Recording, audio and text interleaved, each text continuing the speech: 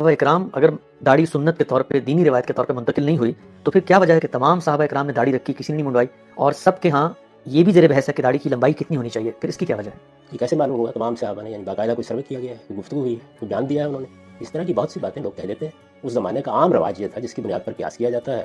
حضرت عامر بن شعیب رضی اللہ تعالیٰ عنہ بواسطہ والد اپنے دادا سے روایت کرتے ہیں ان النبی صلی اللہ علیہ وسلم کان یأخذ من لحیتہ من عرضها وطولها، نبی کریم صلی اللہ علیہ وسلم اپنی داڑھی مبارک لمبائی اور چوڑائی میں کم کرتے تھے۔ سنن ترمذی۔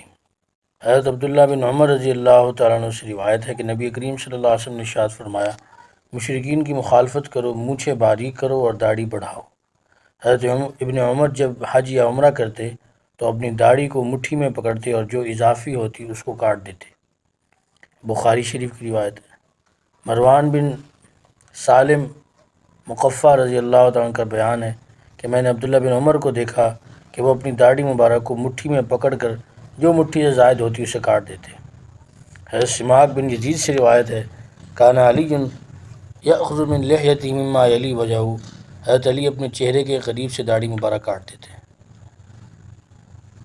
یہ تمام روایات یہ بات ثابت کرتی ہیں کہ صحابہ کرام نے داڑھی کو سنت مؤکدہ سمجھ کے کیا، اور واجب ہونے کی سب سے بڑی دلیل یہ بھی ہے کہ حضور صلی اللہ علیہ وسلم، صحابہ کرام رضوان اللہ علیہم اجمعین اور تابع تابعین، فقہاء، محدثین، علماء، مشائخ میں سے کسی نے بھی داڑھی ایک مشت سے کم نہ رکھی اور نہ اس سے کم کا جواز کہا۔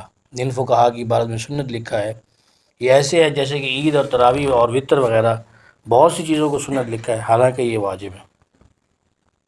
لہذا جو لوگ داڑھی کو رواج کہتے ہیں یا جو لوگ داڑھی کو محض ایک کلچرل کہتے ہیں، یہ سب غلط ہے، اس لیے کہ حضور صلی اللہ علیہ وسلم تو رواجوں کو ختم کرنے کے لیے آئے تھے۔